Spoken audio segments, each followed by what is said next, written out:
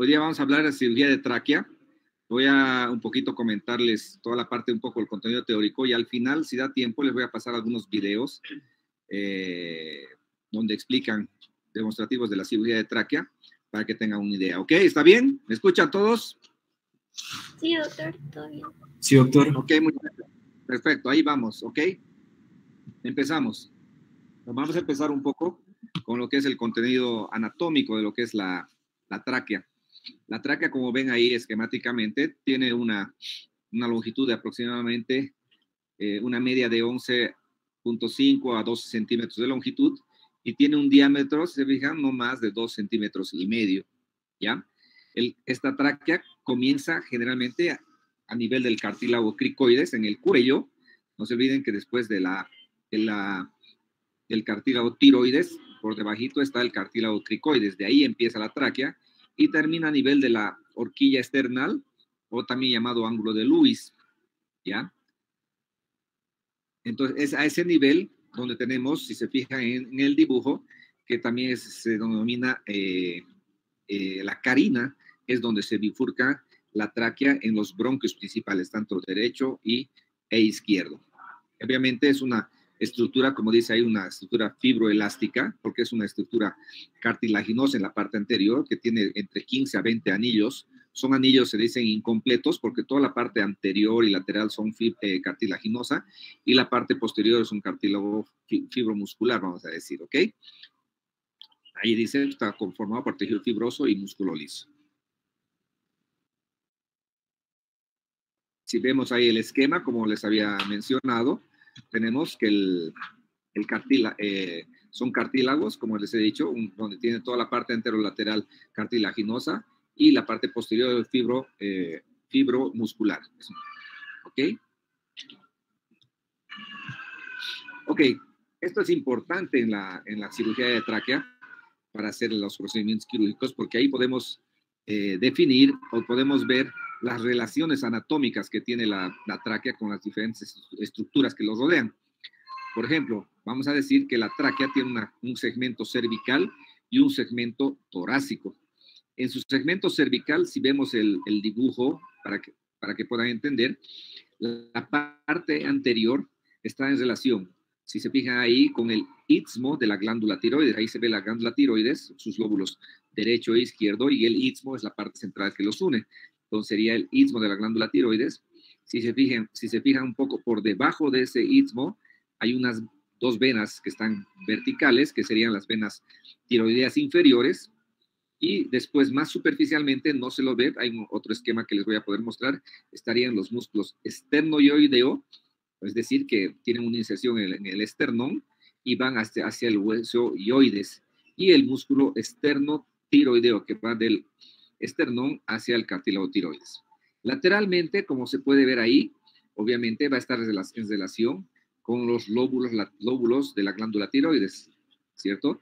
Y con la arteria carótida común. Si se fijan, justo por lateral, junto con los lóbulos tiroideos, están las arterias carótidas comunes. Y ya posteriormente se va a relacionar con el esófago y el nervio laríngeo recurrente. Entonces, es importante la relación hacia atrás, el esófago y el nervio laríngeo recurrente.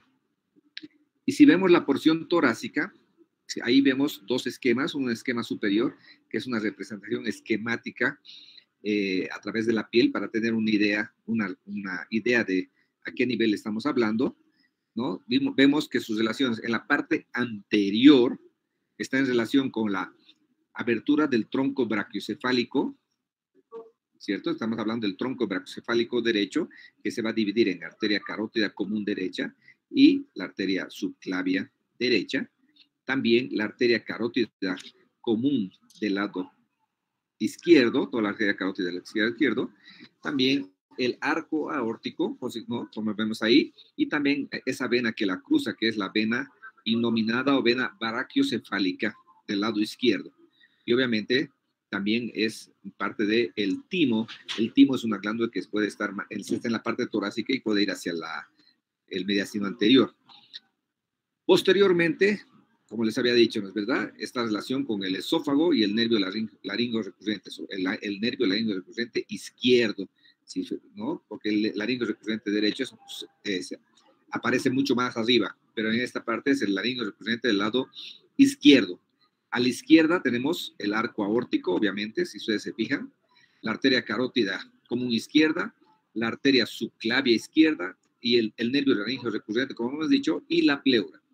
Y a la derecha tenemos el nervio vago neumogástrico, la vena ácigos y la pleura. ¿Ok? Aquí vemos una expresión de hacer esquemática, como les había dicho. Si se fijan ahí, tenemos pueden ver en el dibujo en blanco y negro, el cartílago tiroides. Ahí se marca por debajo el cartílago cricoides. Y entre ambos tenemos, esa es la llamada membrana cricotiroidea. Es importante que ustedes se acuerden, la membrana cricotiroidea. Por debajo estarían las venas tiroideas inferiores. Y aquí se ven los músculos, el esternoioideo y el esternotiroideo.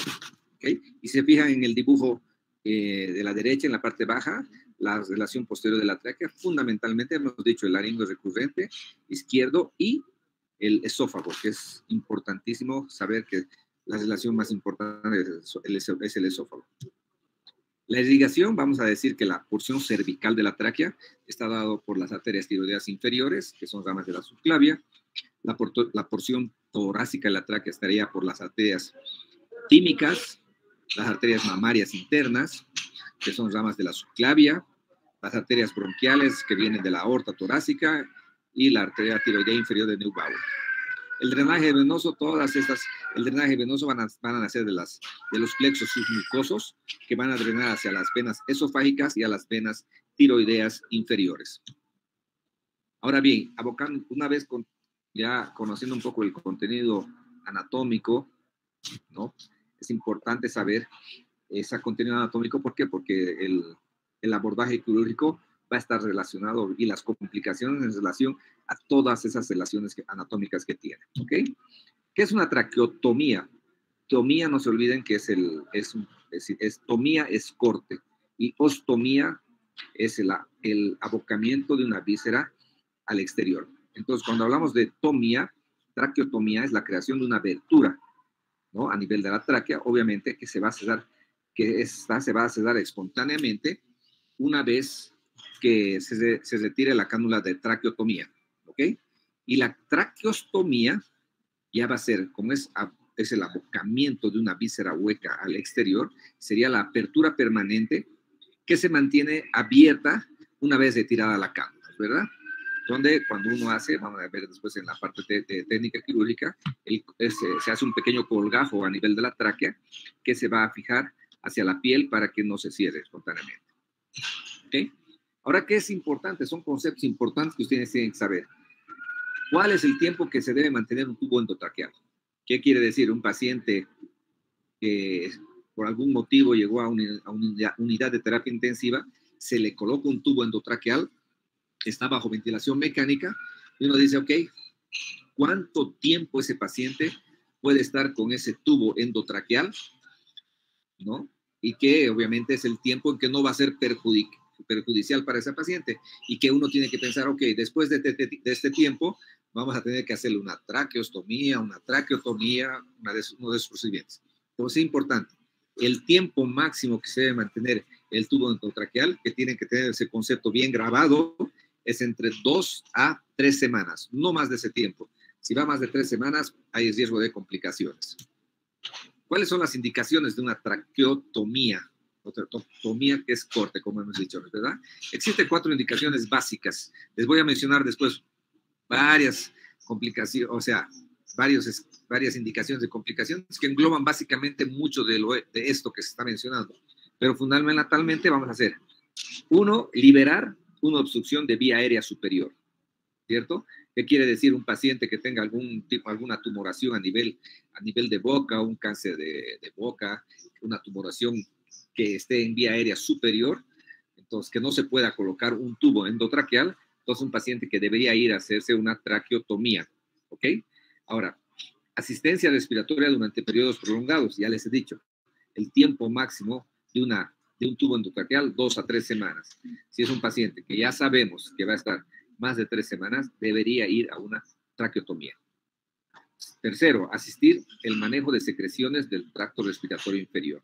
En todo caso, es mucho más fácil de un paciente con intubación prolongada hacer una limpieza de secreciones de la vía aérea inferior a través de una cánula de traqueotomía o traqueotomía. ¿Por qué? Porque así vamos a evitar o vamos a disminuir las complicaciones como son las infecciones.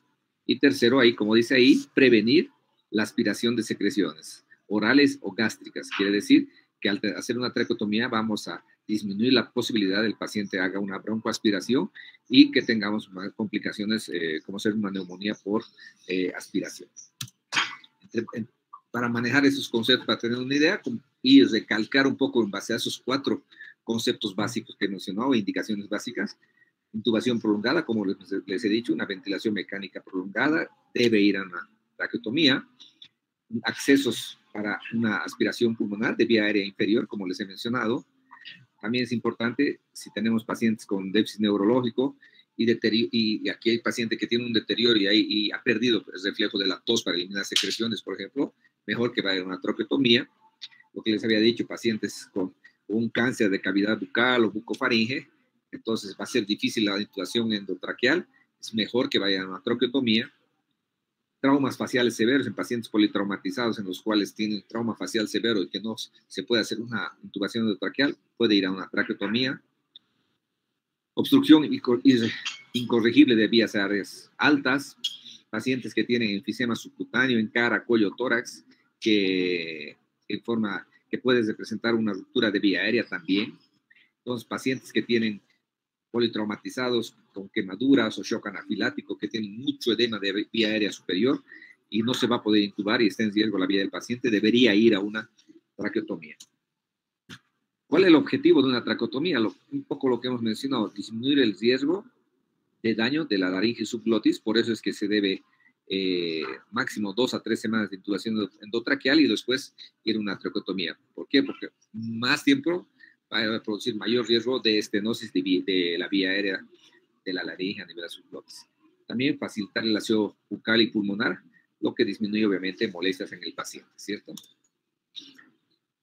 Se puede hacer de 2 maneras generalmente, por vía percutánea o vía abierta, ¿no? Entonces, se dice que ninguna va a provocar más complicaciones que la otra. Lo importante es que la técnica que se utilice sea adecuada. ¿Qué quiere decir? Que de pronto va a haber un grupo quirúrgico que hace la técnica abierta y otro que dice que lo hace la técnica percutánea. Cualquiera está bien hecha. Lo importante es que sea bien hecha, se siga un protocolo quirúrgico para evitar complicaciones. ¿Qué complicaciones puede haber de una traqueotomía? Va a haber complicaciones, por ejemplo, intraoperatorias. Si se dan cuenta y se acuerdan de las relaciones anatómicas, obviamente puede haber hemorragias. ¿Por qué? Porque un abordaje que no sea minucioso y delicado puede lesionar, por ejemplo, las venas tiroideas inferiores y obviamente el paciente puede tener sangrado que va a ser difícil de control y va a complicar el procedimiento. En vez de ser un procedimiento tranquilo, se va a volver un procedimiento más de estrés, tanto para el paciente como para los cirujanos. Puede haber lesión de la arteria innominada si lo hace uno muy bajo, puede lesionar la arteria innominada, que sería la arteria del tronco brachiocefálico derecho. Puede haber una laceración traqueal, quiere decir un mal manejo de los instrumentos. Se puede haber una fístula traqueoesofágica. ¿Qué quiere decir? No nos olvidemos que la relación posterior es el esófago. Entonces, el utilizar, por ejemplo, una lámina de Bustirio número 11 de forma inadecuada puede lesionar la tráquea, la parte posterior, y fistulizarse hacia esófago. Una falsa vía, obviamente, cuando nosotros hacemos el manejo inadecuado igual de la exposición del lugar donde vamos a operar. Neumotórax, porque hemos dicho que una relación de la parte torácica está también con la cavidad pleural. Entonces podemos producir neumomediastino, enfisema subcutáneo por un mal manejo de esta vía aérea, lesión del nervio recurrente izquierdo, como hemos dicho, que recorre lateralmente y también la parte posterior. Puede haber, si hemos hecho una abertura inadecuada, una dificultad en posicionar la cánula. Al tener esa dificultad, obviamente, el paciente va a correr riesgo porque va a comenzar a hacer hipoxia, disminuir la oxigenación de su sangre. Entonces, hay que ser precisos y no hacer cosas equivocadas durante el procedimiento. Se puede puncionar estructuras adyacentes, fundamentalmente las estructuras vasculares que están alrededor, y obviamente, si es un procedimiento que ha sido muy cruento, con mucho sangrado, se ha producido un neumotórax, muchas complicaciones, el paciente puede hacer una hipoxia severa y llegar a un paro cardiorrespiratorio y muerte. Ahora, ¿cuáles van a ser unas complicaciones que pueden aparecer posteriormente, en horas o días, fundamentalmente en relación a un mal manejo de asepsia-antisepsia, ¿no? Y mal manejo de las secreciones? Una vez colocada la cánula, si hemos hecho una mala asepsia-antisepsia, la posibilidad de riesgo infeccioso existe. Si hemos hecho una mal manejo de secreciones en ese paciente, va a haber también infecciones, celulitis, abscesos, neumonías, y las peores que puede haber, que accidentalmente la cánula se salga y ponga en riesgo la vida del paciente. ¿Cuáles son las complicaciones tardías? Tardías estamos relacionadas, obviamente, en semanas posteriores. Están relacionadas en relación al ostoma, que quiere decir que es el lugar del orificio que se ha realizado, ¿verdad? Fundamentalmente, toda esta relación a mal cuidado de esto. Como hay mal cuidado de secreciones, hay mucha humedad a ese nivel porque están mal manejadas las secreciones, entonces el paciente puede tener infecciones, puede tener celulitis, puede ser neumonías, etc. Ahora, cuando esa cánula está muy pegada hacia la pared posterior, puede haber úlceras, ¿no? A nivel de decúbito, que se llama por la cánula. Entonces, todo está en relación con procesos infecciosos. También existen complicaciones tardías en relación asociadas en relación al cuidado de la cánula, porque es importante el cuidado de la cánula. Entonces, aquí vamos a tener que en relación con inadecuado cuidado de la cánula, una higiene inadecuada, lo mismo que hace rato, celulitis, neumonías, sinusitis, son procesos infecciosos por un inadecuado cuidado en la higiene de la cánula. Cuando hay un problema con la posición de la cánula, cuando la cánula está mal posicionada, puede haber dificultades para deglutir el paciente, puede haber un desplazamiento o acomodamiento del codo de la misma cánula, las úlceras, puede haber del cúbito, porque las aletas de fijación de la cánula pueden estar haciendo úlceras a nivel de la piel, puede haber fístulas traqueoesofágicas, fístulas a nivel de la arteria traqueal, traqueonominada, sería una fístula compleja porque puede producir sangrado, puede haber traqueomalacia, que es pierde su configuración, su estructura de anillo, la tráquea, y obviamente porque las paredes se hacen más débiles. Puede haber complicaciones tardías por una permeabilización de la cánula, o sea, no había una adecuada permeabilización de la cánula, por tanto puede haber una obstrucción de la luz interna de esta cánula y obviamente se puede llenar esto de secreciones y otros fluidos que van a producir también mayores complicaciones. Obviamente puede haber por pérdidas tardías, pérdida tardía de la vía aérea. Cuando se pierde esta vía aérea, obviamente el riesgo de mortalidad a aparecer. Cuando uno está haciendo un mantenimiento y haciendo limpiar estas cánulas, puede haber una pérdida de esta vía aérea, riesgo de mortalidad del paciente, y obviamente si hay una pérdida de estas requiere un manejo inmediato para evitar la muerte del paciente. Es importante también esto, cuando uno va a colocar una cánula, tiene un balón de insuflación, un balón que es el balón que se va a adherir hacia la mucosa de la tráquea para evitar que exista fugas laterales. Normalmente se insufla entre 20 a 25, máximo o hasta 30, entre 20 y 25 milímetros de agua o 25 a 30 centímetros, milímetros de mercurio y centímetros de agua. Ahora es importante, ¿cuáles serían las complicaciones relacionadas a esto? Cuando su presión está superior a estos valores. Cuando está superior, ¿qué quiere decir? Que ese balón está comprimiendo demasiado la mucosa. Entonces, ¿qué puede haber? Va a haber isquemia o necrosis de los segmentos de la tráquea. Con esto puede haber disminución o parálisis de la actividad ciliar, traqueomalacia, que es la pérdida de la forma de la tráquea, se va a ver una pared mucho más flexible, va a condicionar estenosis de la tráquea y fístulas traqueoesofágicas. Y cuando la presión hemos insuflado el balón, pero por debajo de esos valores, ¿qué puede haber? Entonces, como va a haber una fuga, un espacio entre el balón y la pared de la tráquea, puede haber microaspiraciones o macroaspiraciones, va a haber fugas, como hemos dicho, va a haber una alteración, va a haber una, como dice ahí, una disincronía entre el paciente y el ventilador, va a haber alteración, no se va a manejar bien el ventilador del paciente, obviamente va a aumentar el trabajo respiratorio en el paciente y obviamente va a aumentar la incidencia de neumonías. Ahora bien, también existe la cricotiroidotomía, como les he dicho, ¿no es verdad? Existe el cartílago tiroides, por debajo está el cartílago cricoides y entre los dos está la membrana cricotiroidea.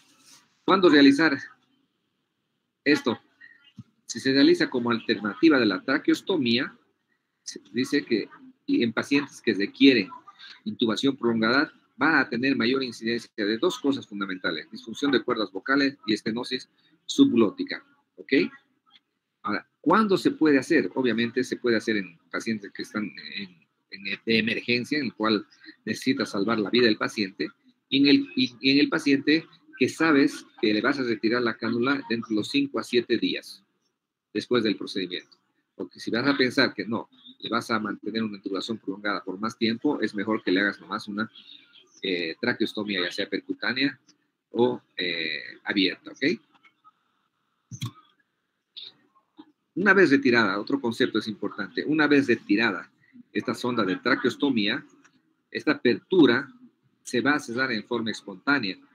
Eso significa cierre por segunda intención, que normalmente va a durar entre 5 a 7 días. Como máximo puede llegar hasta 3 semanas, en el cual ese tiempo se va a cerrar esta traqueostomía. Bueno, aquí existen una serie de ventajas. Hay ventajas y desventajas, vamos a decir. ¿Cuáles serían las ventajas de las cánulas estas de traqueostomía en relación a los tubos endotraqueales? Van a mejorar la movilidad y la comodidad del paciente. O sea, son pacientes que una vez colocada la cánula de traqueostomía, tú puedes, y se lo va a dar de alta, se le enseña al mismo paciente el aseo de estas cánulas y el paciente se va a su casa y vuelve a sus controles periódicos. Entonces, obviamente es más cómodo para el paciente. ¿Ya? Va a mejorar el proceso de liberación de la ventilación mecánica. Va a ser más fácil quitarle la ventilación mecánica al paciente. ¿Okay? Facilita el mantenimiento de la vía aérea, obviamente, especialmente las secreciones. El mismo paciente tiene que aprender a asearse y cuando vaya a los centros quirúrgicos o a los hospitales, a los médicos es más fácil aspirar las secreciones. ¿Ok? Permite, obviamente, mejor cuidado de la higiene bucal, el ingesto oral, y con esto disminuye la probabilidad de infección. ¿Ok? Se puede permitir también que el paciente hable, se le enseña cómo tiene que hablar y existe todo un trabajo con fisioterapia para potencializar esto, ¿ok? Tipos y modelos de cánulas. Existe una serie de cánulas, pero generalmente las vamos a usar las cánulas de traqueostomía con balón, que son las cánulas que normalmente utilizamos. Si vemos aquí en la figura, en la de arriba y en la de abajo, y en las dos de abajo y en la superior izquierda, vemos que tienen un balón, ¿verdad? Es el balón de insuflación. Una vez que entra la cánula con esa curvatura dentro de la tráquea, se insufla ese balón, ¿no? Con la presión que hemos mencionado para evitar que haya fugas y se pueda fijar al paciente. Si se fijan en el dibujo inferior, tiene unas aletitas que son las que se van a fijar hacia la piel, con unos orificios donde se ponen unos puntos y se fijan a la piel del paciente para que la cánula no se mueva y no se salga. Aquí vemos lo mismo, como vemos, esta es una cánula de traqueostomía. Tenemos la aletas de fijación, como les he mencionado, donde se agarran unos puntos de sutura y se fija. Tenemos el cuerpo del tubo, el balón de neumotamponamiento, obviamente la válvula que dice unidireccional es por donde se insufla el balón, ¿ya? Y con eso obviamente vamos a lograr la fijación del paciente. Y el conector que dice ahí, que es donde se conecta el ventilador mecánico.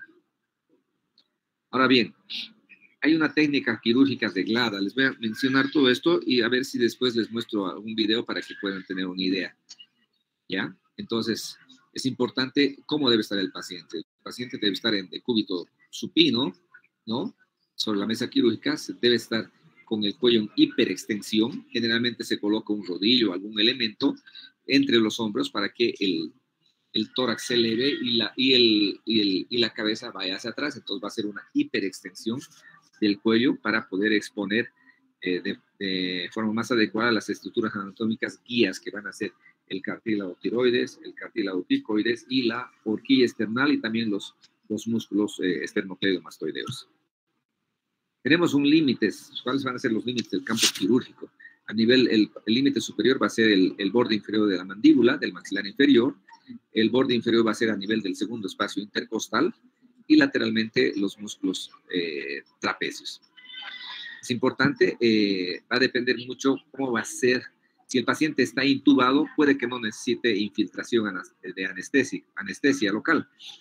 Pero si el paciente está intubado y uno utiliza la anestesia local, la misma anestesia local al uno colocar e infiltrar, nos va a permitir disecar los tejidos con la silocaína que uno inyecta. Entonces, de pronto nos va a facilitar la disección y el procedimiento quirúrgico.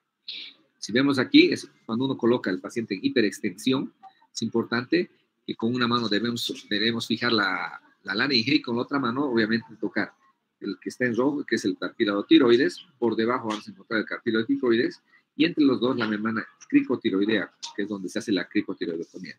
Y más abajo vamos a encontrar la horquilla esternal, donde nos va a mostrar las relaciones anatómicas para hacer el procedimiento quirúrgico.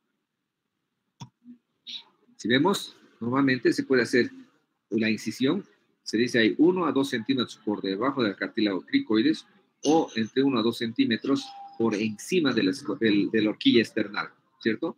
Hay gente que lo va a hacer la incisión transversal y la incisión vertical. Cualquiera que se haga está bien, dependerá de la experiencia de los cirujanos que lo están haciendo para que su abordaje sea más o menos adecuado, pero generalmente se hace muchas veces transversal para que sea un poco estética la cicatrización, no sea una cicatriz muy vertical. Una vez, ¿no?, realizar la incisión horizontal o vertical, obviamente vamos a hacer incisión del tejido celular subcutáneo, ahí el músculo platisma, se va a hacer disección de los músculos, tanto hacia disección superior e inferior y disecciones laterales, para ir llegando y teniendo cuidado de no lesionar los vasos, sobre todo las venas tiroideas inferiores, ¿no? Es importante buscar, identificar la línea alba, si es que están ahí cerca las yugulares anteriores. Se tiene que hacer una sección vertical del rafe medio, que es una zona, generalmente en la línea media es una zona avascular. Se debe disecar la musculatura prenaringea sin desplazar la tráquea de la línea media. Siempre es importante tener en cuenta que la tráquea uno tiene que manejarla tan delicadamente que no desplacemos la tráquea a un lado y que sea el origen de complicaciones, ¿ok? Es importante la hemostasia, ¿no? Como les hemos dicho, cuidado de no lesionar los vasos, y si tenemos un vaso, hacer la hemostasia, ya sea una ligadura o utilizar bisturí eléctrico, ¿ya? Después, la exposición del arco del cartílago cricoides, es importante el istmo de la glándula tiroidea también, ¿no? Y para encontrar ahí los 3 a 4 primeros anillos, inclusive cuando el istmo de la glándula tiroides es un poco grande y está perjudicando la exposición de los cartílagos de los anillos traqueales, lo que se puede hacer es ligar este istmo, seccionarlo y hacer una ligadura, y con eso vamos a tener una exposición mayor. Como habíamos dicho, se puede seccionar el istmo y con eso nos permite una exposición, ¿ya? La incisión traqueal debe realizarse entre el segundo, el tercer y cuarto anillos traqueales. Entonces, una vez identificados esos anillos traqueales, uno va a poder definir dónde hace, cuando tenga la mejor exposición, del anillo que tenga la mejor exposición, ahí uno va a poder hacer la apertura de la tráquea, ¿ya?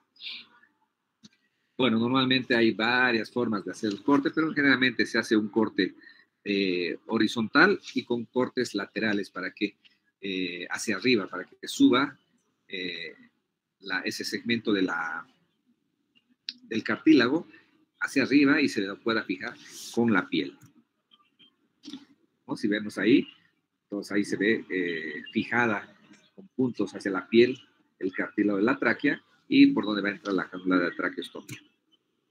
Aquí vemos un ejemplo de pacientes, obviamente, que están ya de alta, ¿no? Que tienen que acostumbrarse a caminar y estar con su cánula de traqueostomía y, obviamente, hacer el aseo ellos y también periódicamente en los centros médicos hacer el cuidado.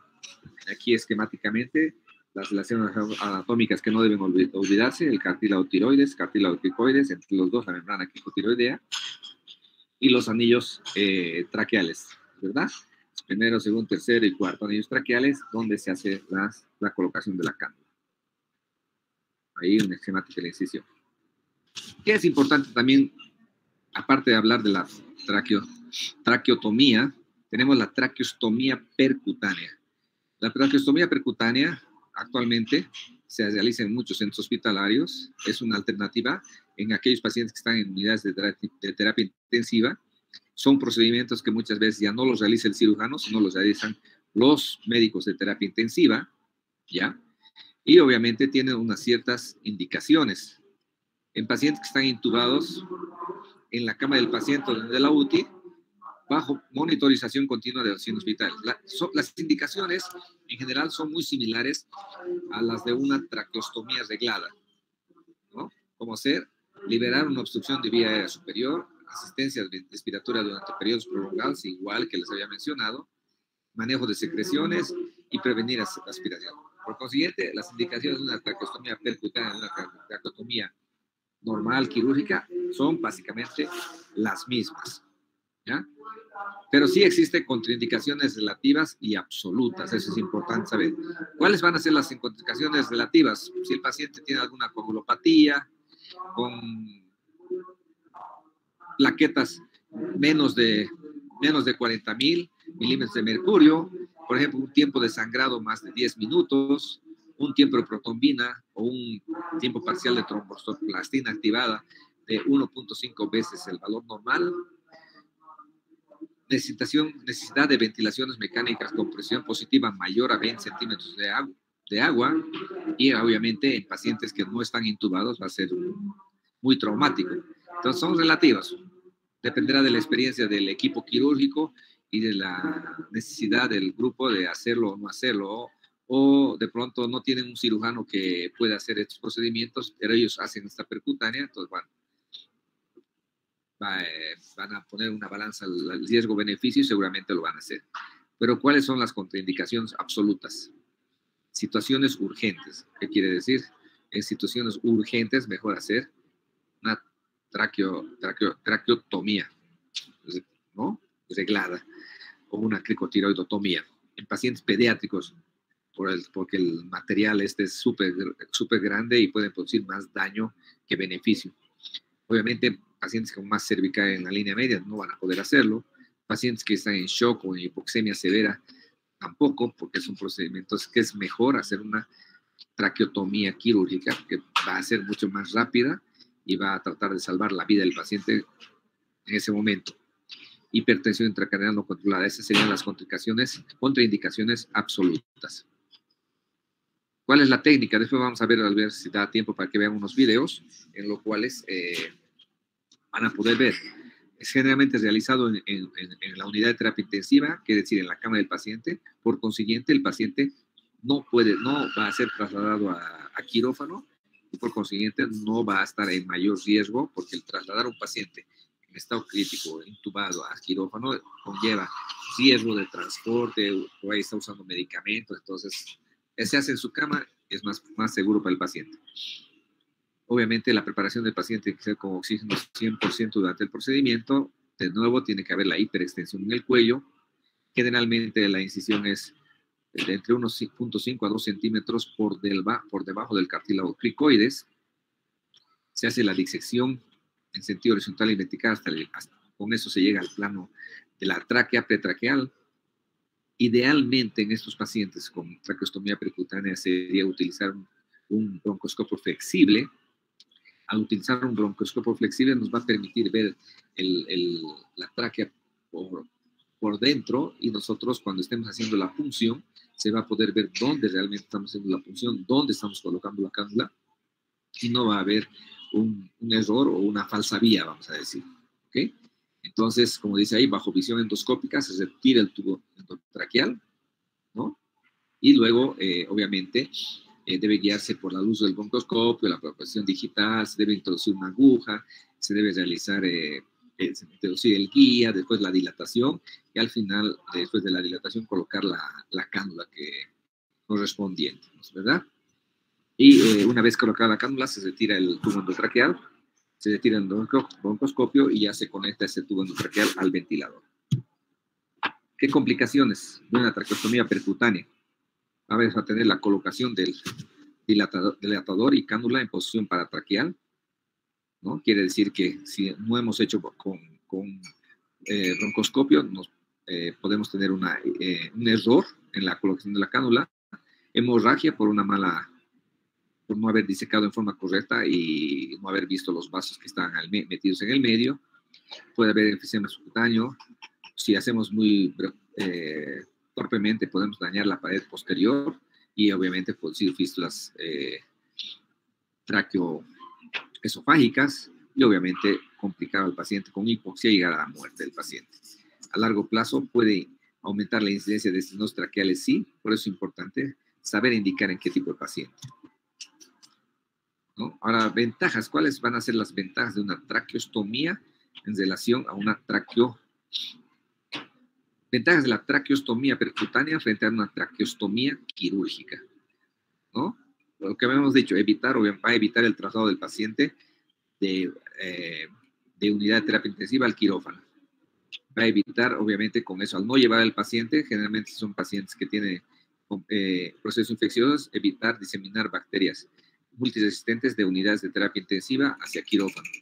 Reduce los costos porque obviamente al no ir al quirófano van a ser costos menores para un paciente, mejora el flujo de pacientes de UTI, obviamente, altas más tempranas, y reduce las neumonías intrahospitalarias. En todo caso, tomando en cuenta esos aspectos, muchas unidades de terapia intensiva utilizan la traqueostomía percutánea. Desventajas, obviamente lo que hemos dicho, tiene que haber un personal calificado, no puede hacerlo cualquiera, porque las complicaciones pueden ser peores. En pacientes que requieren traqueostomía permanente es preferible la traqueostomía reglada, ¿ya? Pues cuando hacemos este tipo de percutánea, estamos pensando que se le va a retirar precozmente esa cánula. Pero si vamos a pensar que es un paciente que va a estar demasiadas semanas o meses con la cánula, es mejor hacer una traqueostomía reglada, porque es quirúrgica, porque nos va a permitir hacer el cambio de la cánula sin mayores problemas, ¿ok? Obviamente, la curva de aprendizaje tiene que estar... el cirujano o el grupo de médicos tiene que tener una curva de aprendizaje. Se dice que después de 20 casos uno ya tiene una curva de aprendizaje adecuada. Entonces, y obviamente es importante, por eso es importante a veces que el cirujano también lo haga, ¿no? Porque tiene que estar preparado de hacer un procedimiento percutáneo y tener una complicación, tienes que tener la capacidad de volverlo una cirugía abierta. Si no tienes esa capacidad, el paciente se te va a morir. En conclusión, va a disminuir la traqueostomía percutánea, disminuye los costos hospitalarios, agiliza el flujo de pacientes fuera de terapia intensiva, porque elimina también la necesidad de transportar a un paciente de UTI a quirófano, ¿ya? Obviamente no son pacientes, a los pacientes no ideales para esto son los obesos, los que tienen coagulopatías, los que tienen masas cervicales. Debe tener una curva de aprendizaje todo y obviamente idealmente utilizar un broncoscopio flexible que nos va a evitar disminuir las complicaciones. Si aquí vemos, por ejemplo, todo tipo de material, hay agujas de punción, guías y esas cánulas más gruesas que son los dilatadores. Entonces, si se fijan, es un dilatador que es imposible utilizar en un niño, por ejemplo. Aquí se ve cómo se coloca, estamos viendo, está marcado el cartílago tiroides, la horquilla esternal, el cartílago tecoides y los primeros anillos traqueales, y ahí están haciendo la colocación de anestesia, la incisión, la divulsión con el dedo. Ahí han colocado, se fijan en la imagen superior, un broncoscopio flexible donde se está viendo por dónde realmente estamos funcionando y dónde estamos colocando uno de los dilatadores. Se pasan los guías, si se fijan en el inferior derecho es la cánula del dilatador más grueso, ¿no es verdad? Una vez que se hace la dilatación, si se fijan, todo guiado por su broncoscopio. Y una vez dilatado, obviamente, recién a través de ese dilatador grueso se pasa la cánula y se coloca la cánula y se la conecta finalmente al tubo de la ventilación. Y obviamente las aletas de la cánula se va a fijar a la piel con puntos. Ok, entonces con eso estaríamos dando finalizado a la parte un poquito del contenido teórico. ¿Ya? Ahora voy a tratar de mostrarles un video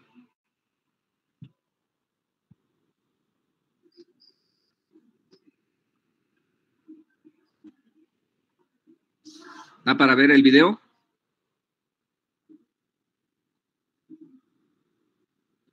Sí, doctor. Ok. Entonces, este es un video de una traqueotomía quirúrgica, ¿ok? Entonces, esperemos que vayan captando y vayan viendo con sonido para que ustedes vean. La posición del paciente en decúbito supino con hiperextensión cervical mediante rodetes debajo de los hombros.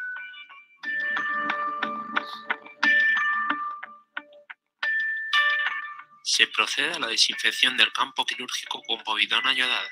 Pues la asepsia y antisepsia, ¿no? Para evitar infecciones, como les he dicho.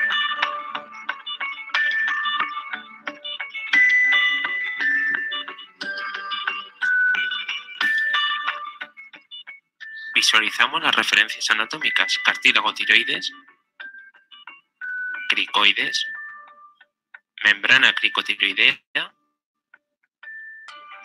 escotadura supraesternal y punto de incisión a 1 centímetro de esta. Pues no se olviden, apreciamos el material necesario: bisturís del 23 y del 11, tijera Metzenbaum, Farabev, pinzas de disección, bisturí eléctrico, porta con sutura reabsorbible Vicryl 2.0 aguja pequeña, aspirador y cánula portes con camisas.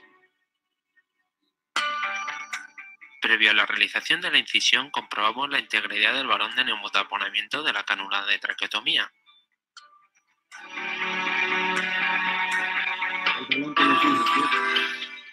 Lubricamos el balón de neumotaponamiento.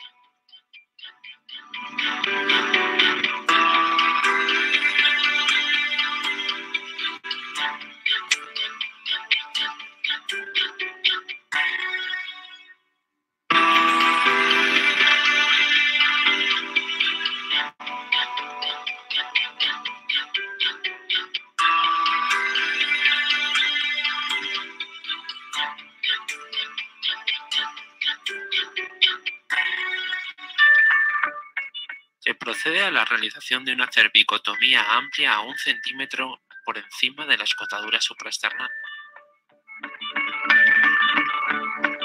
Están haciendo una incisión transversal.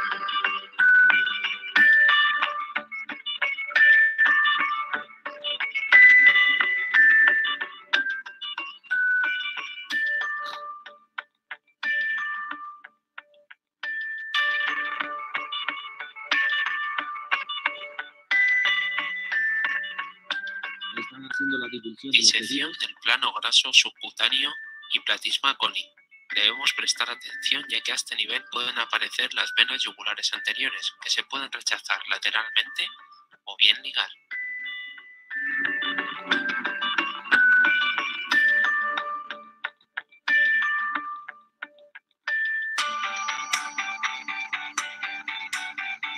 Ahí los separadores de Farabev nos ayudan a separar los tejidos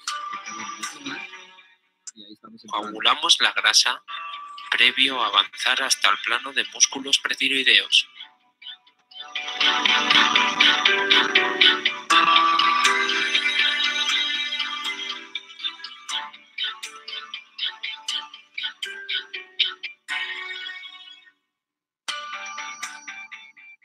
Avanzamos con Farabev, contracción lateral y ligeramente craneal.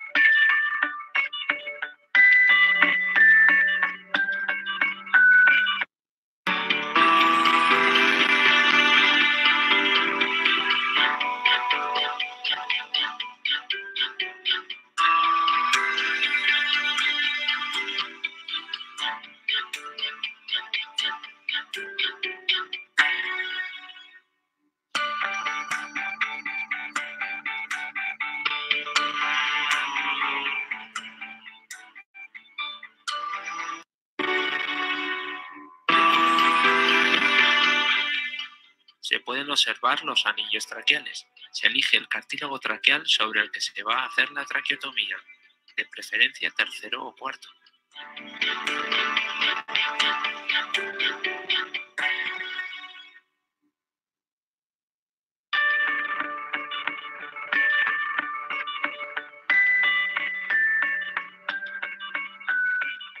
Se realiza un punto en U con Vicryl 2 ceros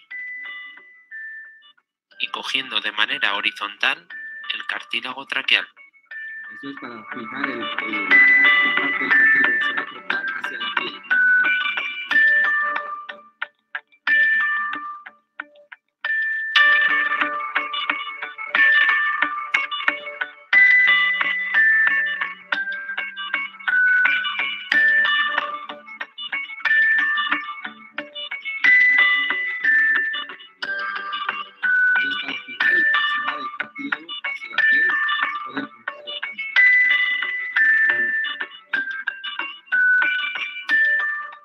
Avisamos al anestesiólogo para que desinfle el balón de neumotaponamiento del tubo endotraqueal, de manera que al realizar la incisión con bisturí no perforemos el mismo.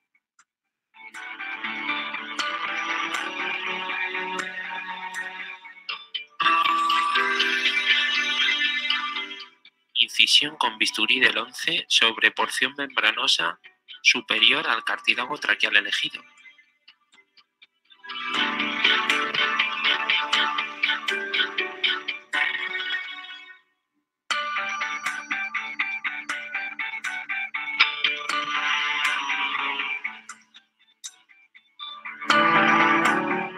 Realizamos con tijera 2 cortes laterales para de esta manera y con tracción del punto NU levantar el colgajo de Bjork.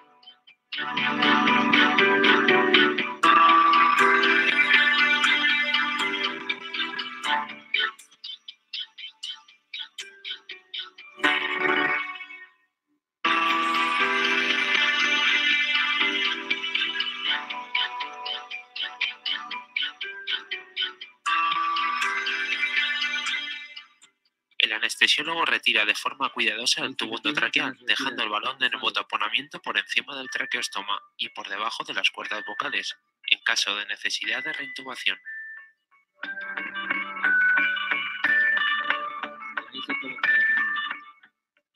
Canulamos al paciente con cánula de traqueostomía igual al número de tubo endotraqueal que tenía previamente.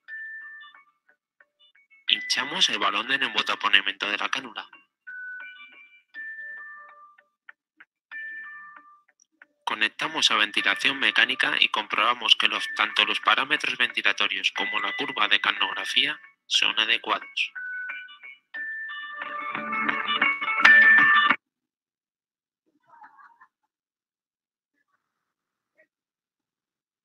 Ese es un video. Otro que tal vez les va a interesar es este. Este es con fibrobroncoscopio.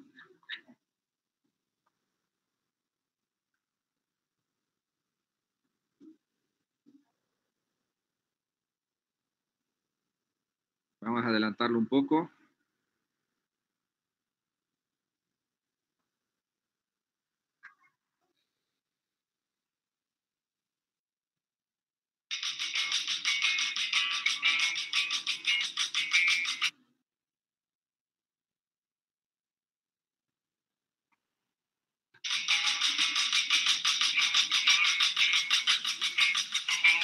Están haciendo asepsia, antisepsia aquí con el paciente. claramente está en unidad de terapia intensiva. Claramente se ve que es en una unidad de terapia intensiva donde están colocando están haciendo una protección con campo quirúrgico estéril, obviamente descartable.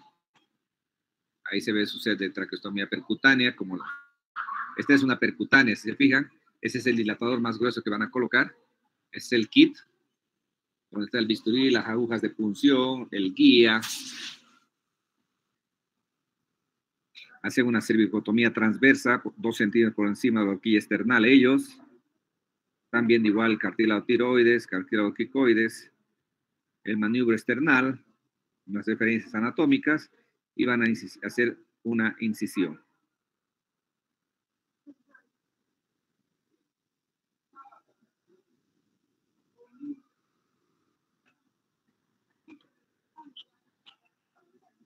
Ahí han hecho la incisión, están haciendo un poco de hemostasia, están impulsionando con su dedo para llegar al plano pretraqueal, como dice ahí. Ahí están funcionan el anillo para ver, si se fijan ahí con la fibrobroncoscopio, están metiendo la aguja. Una vez que funcionan, obviamente aspiran aire en la jeringa y saben que están dentro de la tráquea. Esa es una manera de comprobar. Y si están viendo más todavía directamente, están seguros que están. Y ahí, una vez que están funcionando, ellos van a colocar un guía que llaman ellos cuerda de piano, ¿no? Ahí está el guía que va a entrar dentro de la tráquea para que a través de ese guía pasen los dilatadores y tengan la certeza que no están yendo a una falsa vía. Ahí está el guía. Y ahí a través de eso van a empezar a pasar los dilatadores. Ahí van a pasar un dilatador y el dilatador, como va a seguir la guía, no va a ir a lesionar la pared posterior de la tráquea. Una vez que dilatan, van a pasar ese dilatador grande, obviamente.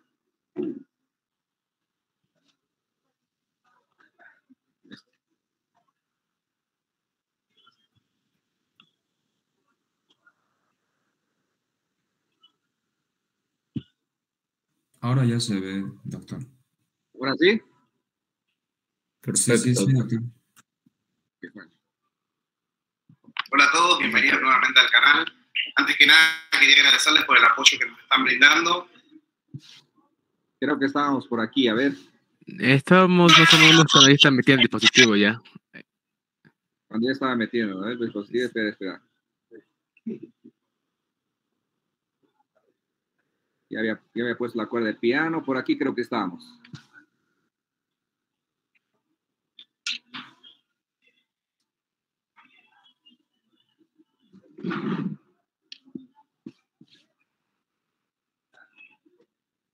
Está cargando. Ahí, ok. Entonces ahí ya está colocando el dilatador. Vamos a ver de nuevo el dilatador. Si se fijan, el dilatador, como está con una cuerda de piano, una guía, el dilatador va a ir siguiendo el hilo guía y no va a tener problemas de lesión.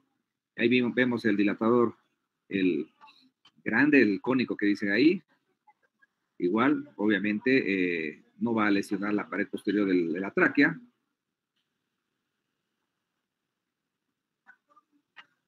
Y posteriormente, obviamente, van a poner la cánula de traqueostomía. Si se fijan, guiado por fibrobroncoscopio, con seguridad van a tener la certeza de que el procedimiento está bien realizado.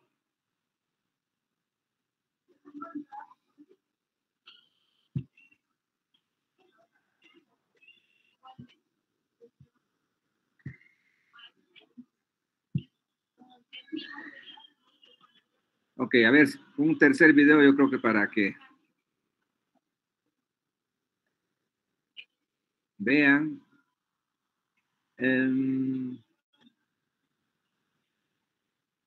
A ver este.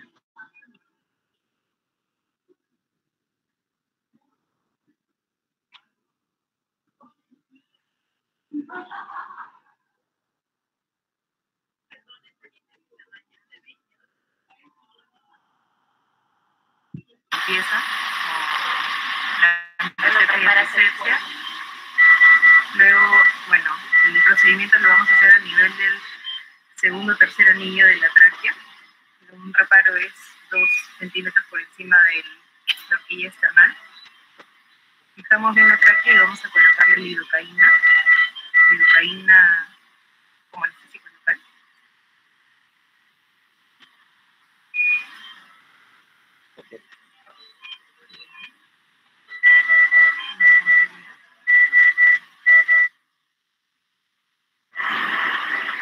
Mira, hace un jabón, luego los bordes laterales.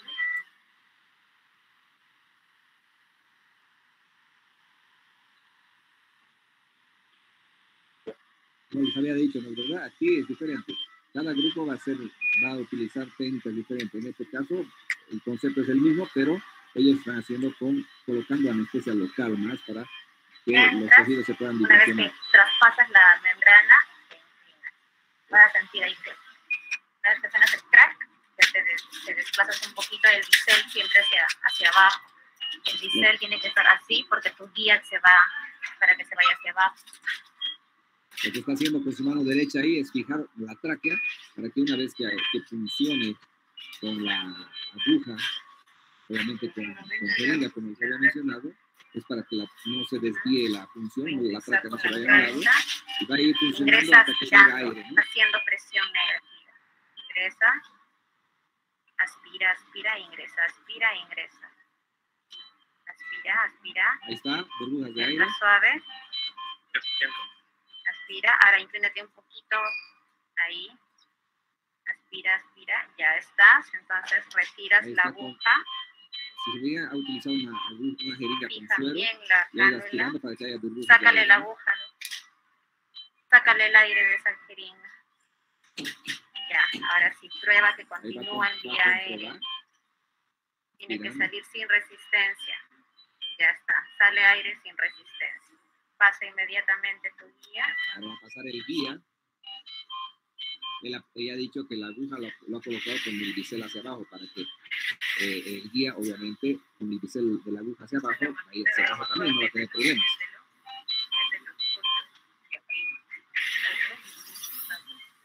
Coge el ayudante, ya está. Ese es el alambre, ¿no? Se llama cuerda de piano, se llama.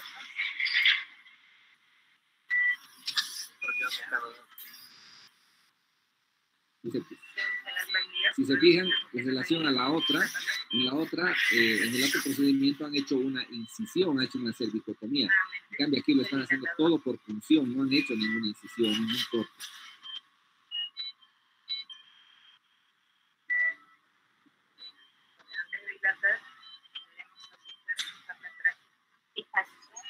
Y de una, y haciendo el movimiento hacia abajo. A ver. El movimiento hacia abajo. estás chueco, enderezate. Bueno, aquí no han hecho ningún tipo de incisión. Entonces, otro manejo, otra experiencia, otro grupo, obviamente, ¿no? ¿Ya pasó? Sí. Retira.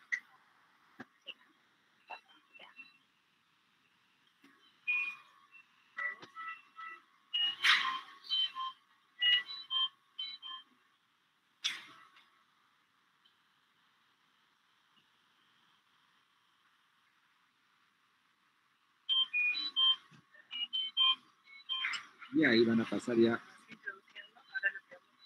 un dilatador y ya el otro dilatador sobre otro dilatador grueso, ¿no? Llena marca. Avanza la manchita. Ahora sí, avanza. Avanza. Cogiendo la tráquea. Movimiento hacia abajo. Movimiento de muñeca es. Hacia abajo. Fijando la tráquea. Exacto. La presión firme, no tan belezo que vas a hacer un poquito más grande.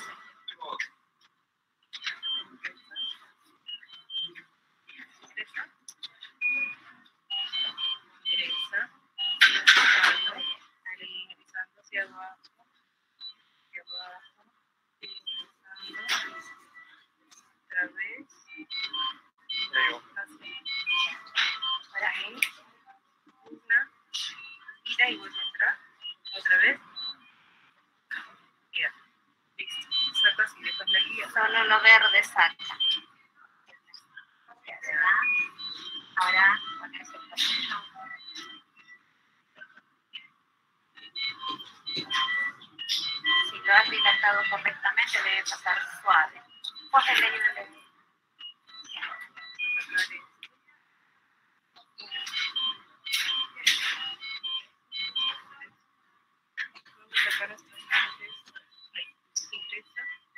Y ahora ya la introducción de la cánula una vez producida la dilatación, ¿no? Ingresa. Ingresa. Bien, ahora sí. Ahora, nuevamente el movimiento de muñeca.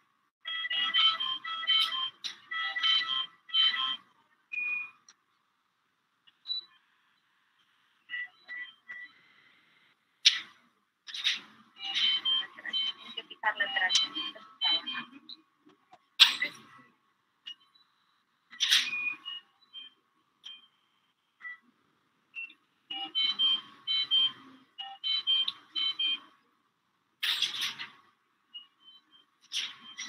Ahí se fijan, está haciendo bastante fuerza, ¿no? Para que pueda romper la tráquea. Ya. Y obviamente, quien tiene experiencia lo va a hacer. Entonces, se fijan, le ha quitado su jefa, si quieren, a su seguramente residente que estaba haciendo. Entonces, sáquenle esto y nuevamente el verde. Estaba haciendo mucha fuerza, ¿no? No puede ser dilatador. Y ahí entró, uy, ahí terminó rompiendo y terminó entrando ya la cánula. Aspirador, por favor.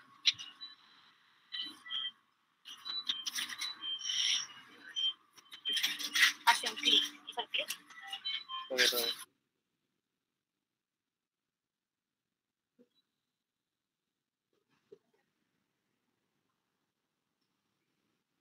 Ok. Doctor, una pregunta. Bueno, ahí terminamos ahora sus preguntas y terminamos la clase, ¿ok? Sí, eso es lo del último video. Sobre lo que salió sangre al final, ¿es normal o fue por un accidente? ¿Lo que qué?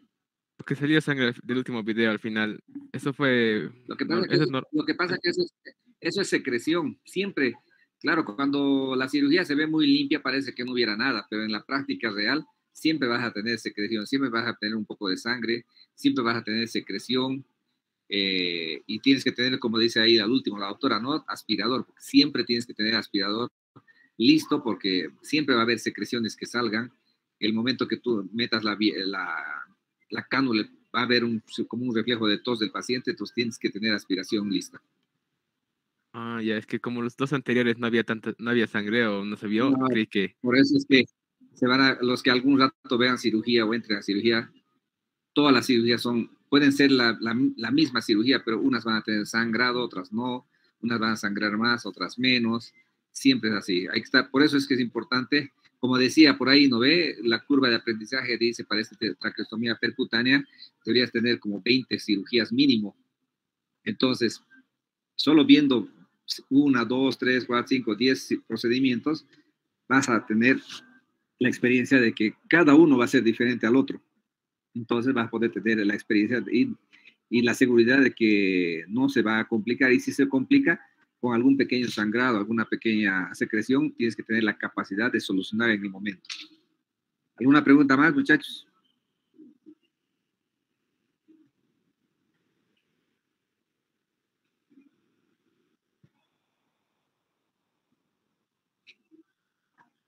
Bueno, si no hay nada más, muchachos, ha sido un gusto y pues será hasta la próxima.